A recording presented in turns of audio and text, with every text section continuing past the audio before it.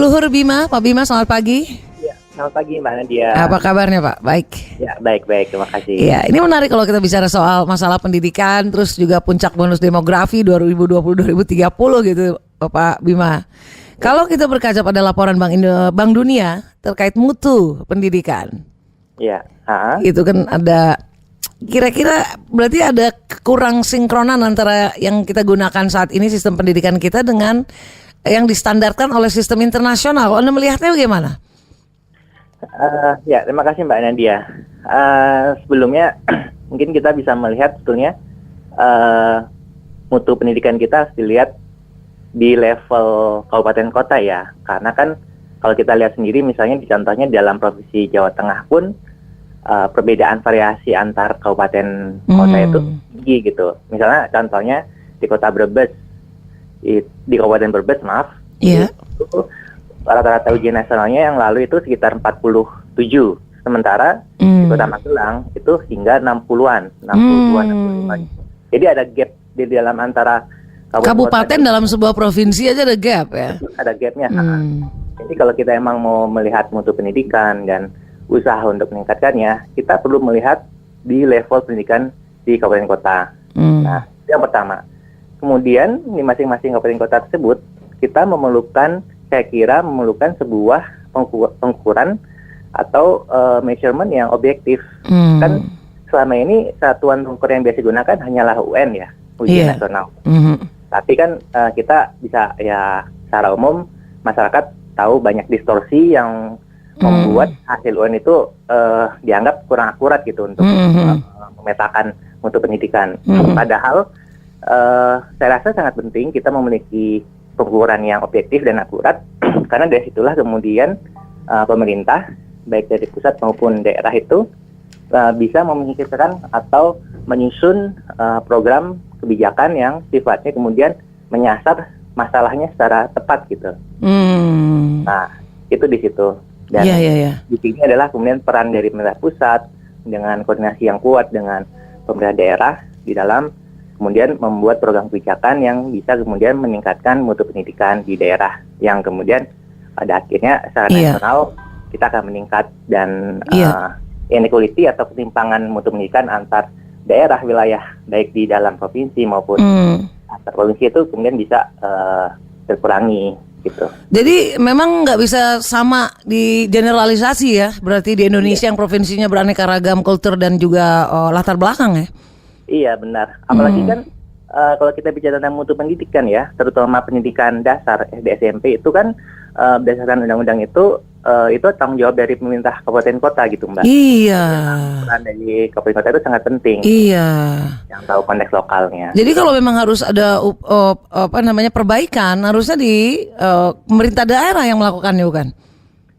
Iya, stakeholder utama yang punya peran utama untuk peningkatan itu tentunya pemerintah daerah, karena kan dalam konteks desentralisasi ini sebagian anggaran pendidikan tentunya kan ada di otoritas pemerintah daerah Mbak. Jadi tapi emang tetap perlu dari pemerintah pusat melalui Kementerian Pendidikan itu pemerintah daerah di dalam supaya pemerintah daerah itu proaktif untuk meningkatkan mutu pendidikan di daerahnya. Iya, wah ini kita mesti dorong terus pemerintah daerah ini ya.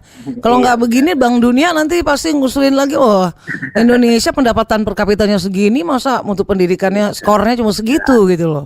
Iya benar. Nah kalau dari Semeru Institute sendiri mengusulkan perbaikan yang seperti apa yang substantif?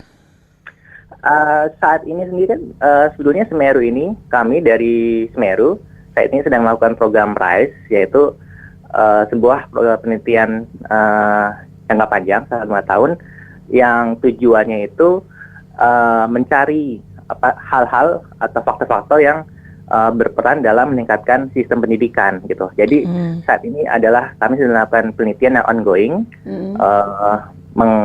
menganalisa dan kemudian mencari tahu apa yang sebetulnya bisa kemudian berkontribusi terhadap peningkatan mutu pendidikan. Atau mungkin secara awal kita bisa bilang bahwa peran guru itu sangat penting ya, karena kan dalam sebuah sistem pendidikan itu salah satu komponen yang utama gitu. Kita bisa saja sebuah sekolah dia punya infrastruktur yang bagus, gedung yang bagus, tanah laboratorium yang bagus, tapi ketika kualitas gurunya tidak bagus, tentunya sistem pendidikan di sekolah tersebut akan mandek atau tidak optimal. Jadi itu salah satu solusi yang disarankan oleh Bank Dunia juga tuh, antara lain seleksi calon guru ketat. Dan sebetulnya ada lagi penyampaian materi kurikulum menjadi sederhana. Itu masuk dalam penelitiannya, studinya Semeru Institute nggak? Semeru kedepannya akan lebih fokus terhadap guru gitu. Jadi kan kita akan melihat bagaimana reformasi guru atau perbaikan guru itu dilakukan, dan juga bagaimana implementasi reformasi guru itu dilakukan dalam konteks desentralisasi, sehingga ketika apa yang dirumuskan oleh pemerintah pusat untuk meningkatkan kualitas guru, sistem seleksi atau sistem pelatihan itu berjalan dengan baik ketika dibawa ke daerah. Gitu. Iya. Jadi kunci utama perbaikan sistem pendidikan kita, kalau menurut Anda, yang perlu kita sampaikan nih pada para kepala daerah, khususnya di bidang pendidikan dasar dan menengah, berarti yang kita bahas ini ya Pak Bima ya? Iya, benar. Kuncinya apa berarti itu untuk dasar dan menengah? Kuncinya tentunya adalah peran aktif, pertama kalau di tingkat daerah adalah peran aktif dan juga komitmen dari kepala daerah untuk meningkatkan mutu pendidikan. Komitmen itu tidak sekedar mengalokasikan anggaran, tapi juga menempatkan sumber daya manusia di tingkat daerah, terutama di pendidikan itu yang punya kapasitas, yang mereka itu punya berpikiran kreatif dan inisiatif gitu, tidak sekedar melakukan rutinitas as usual, tapi mereka yang mau berani untuk aktif melihat permasalahan apa yang terkait pendidikan di daerahnya, kemudian mau berpikir apa solusi dari permasalahan tersebut, sehingga kemudian program-program yang dilakukan oleh pemerintah daerah itu tidak sekedar rutinitas saja, tapi memang benar-benar efektif untuk menyasar bagaimana sih mutu pendidikan di daerah itu bisa ditingkatkan. Ini tantangan nih ya, karena kebiasaan kita biasa diem doang lihat, harusnya turun ke lapangan gitu. Tapi tentang sistem pendidikannya perlu nggak kira-kira distandarkan dengan sistem pendidikan internasional gitu? Saya kira secara nasional sebelumnya sistem pendidikan Indonesia itu cukup baik.